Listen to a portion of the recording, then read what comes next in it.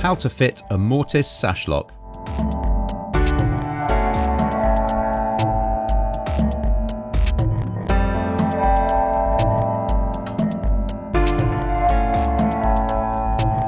To begin fitting your new lock, first measure where the lock will sit on the door.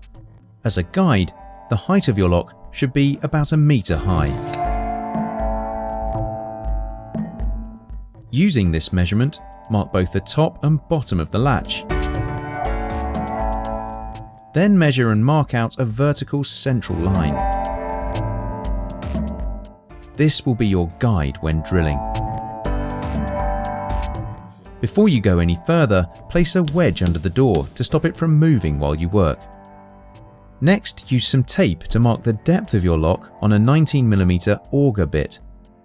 This will give you an idea of how far you should drill into your door. Starting at the top, make a series of drill holes down the line you drew earlier.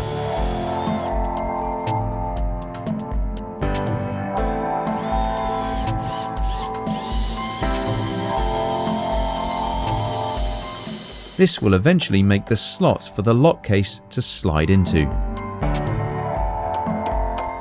Use a chisel to smooth the sides of the slot and clean away any excess wood,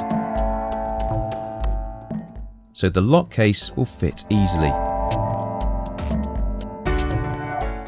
Once the space is ready, sit the lock case in, add the cover plate, and draw around all 4 edges. These lines mark the edges of the recess you'll need for the lock to sit flush with the door. Using a hammer and chisel, make a series of cuts along all 4 edges, followed by a series of cuts down the center. Then carefully ease out the indentations you've made to leave your recess.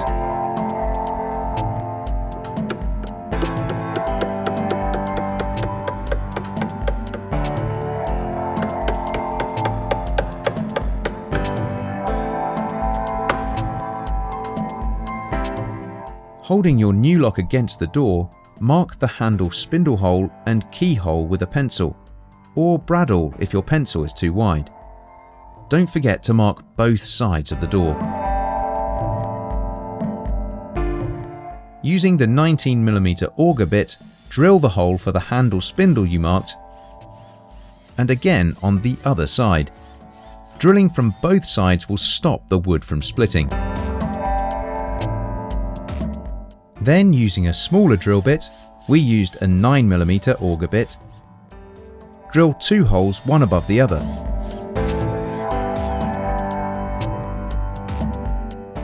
Then use a chisel to stitch them together. This will be your keyhole. Again, repeat on the other side. Take a minute to clean out any debris, then push the lock into the slot. If it's a bit tight, give it a gentle tap with a hammer. Once you've checked that your spindle holes and keyholes line up, screw the fore end into place and then fit the cover plate. Before you secure your cover plate, we recommend you use a drill bit smaller than your screws to make a pilot hole. This will ensure your screws won't split the wood. Now push the spindle through and fit the handle on the other side, using an Allen key to tighten the grub screws underneath.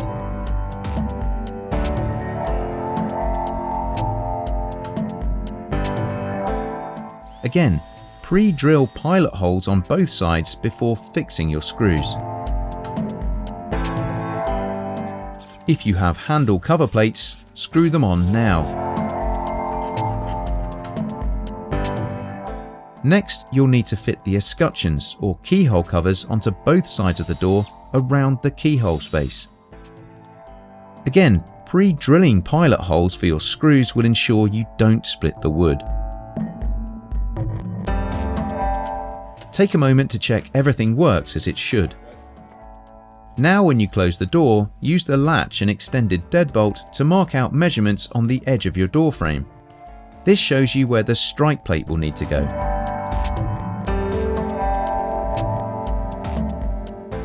Use these door frame measurements to then square the lines across the door casing. Then measure from the back edge of the door to the flat face edge of the latch and use this measurement to mark the door casing. Next, match the strike plate to the line you've drawn and then mark the internal and external edges of the strike plate on the door casing. As before, use a hammer and chisel to make a deep recess for the latch and deadbolt to sit in.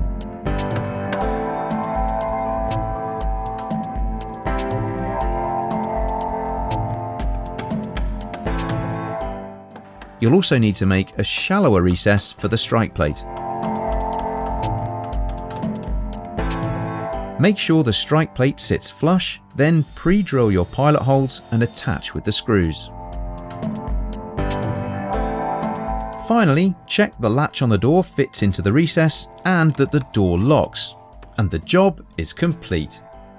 To purchase any of the materials seen here, or to find more how-to videos, visit safe.co.uk. Thanks for watching.